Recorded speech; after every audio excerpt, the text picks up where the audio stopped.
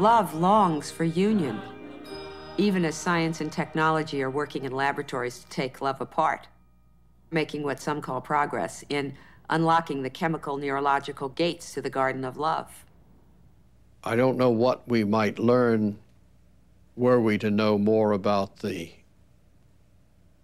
hormones and the serotonin inhibitors and all the rest of the stuff that we find every 10 years. We find new physiological stuff on a micro level. I don't know what that's going to do in regard to understanding the cult of Mary, or Dante's love for Beatrice, or Keats's poems, or any of the rest of it.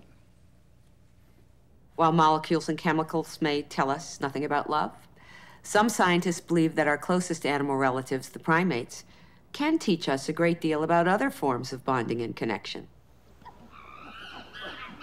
We don't use the word love. It's a bit of a mushy word, and we don't know how to define it.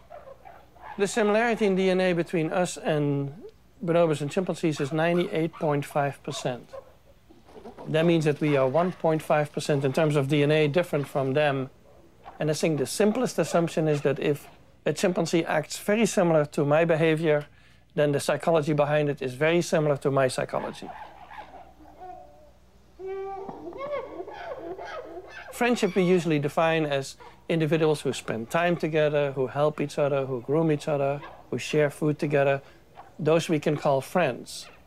Now, probably they also love each other to some degree. You would assume that.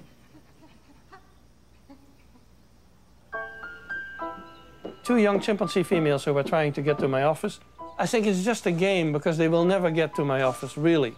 They will never get out. This is the place that they normally cannot reach, certainly not on their own. And what I like is that they seem to be in tune with each other. They seem to understand each other's goals. They have worked this out. They've probably done it many times. This is a game that they have developed. And so you see some of that being in tune with each other, which relates to empathy and relates to understanding others.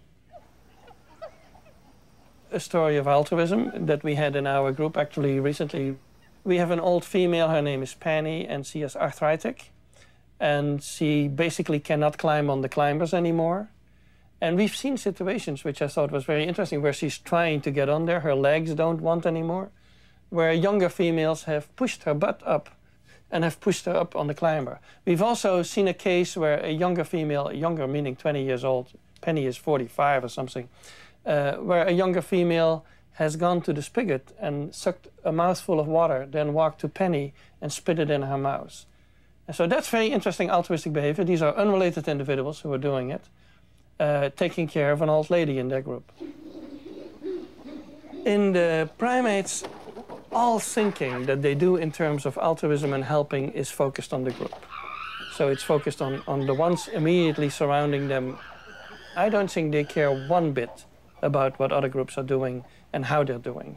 And they would just as well kill them if they can to get access to resources. But within the group, they have inhibitions. And so the within group behavior and between group behavior is totally different for the primates. And I think originally for people too.